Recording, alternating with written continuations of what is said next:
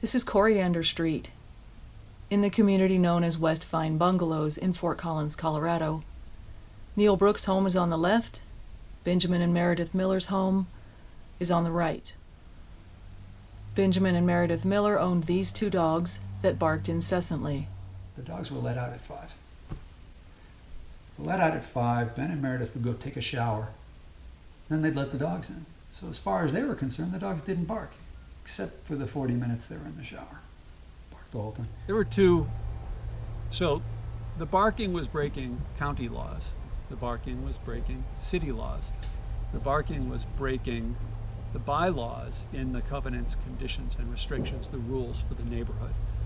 There was a barking dog rule, and there was a nuisance rule. And the nuisance rule said effectively exactly what the city of Fort Collins says, which is if something is loud enough to be heard by your neighbors, it's probably too loud. And if it's a nuisance to your neighbors, it must be stopped.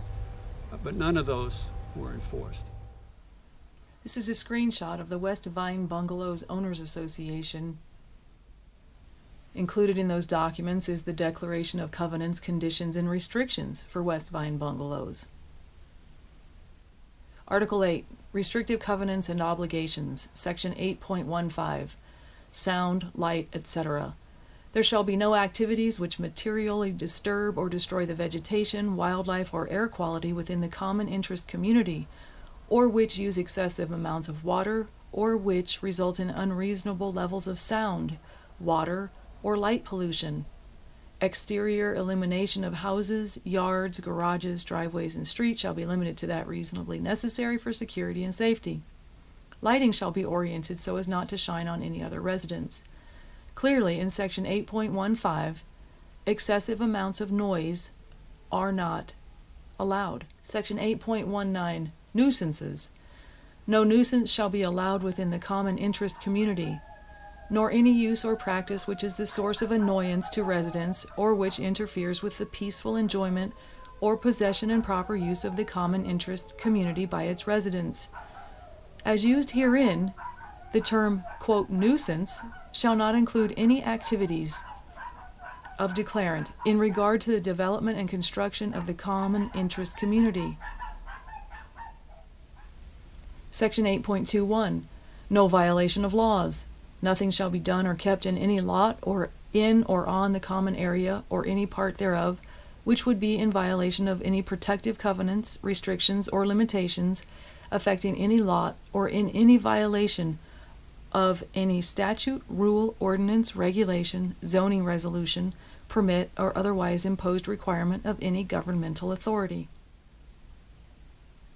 Article 15, General Provisions. Section 15.1, Enforcement. 15.1.1, every owner and occupant of a lot shall comply with the governing documents, and each owner shall have the right to enforce the covenants and restrictions as set forth in this declaration.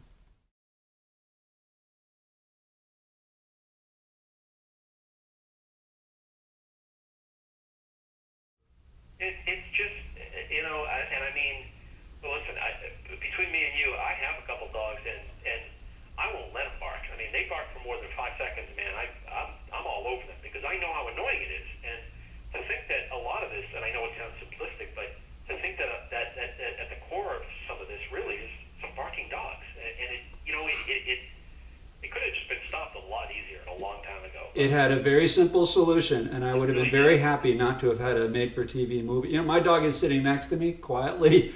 I'm a huge dog lover. What kind do you have? He's a yellow lab, a rescue yellow lab.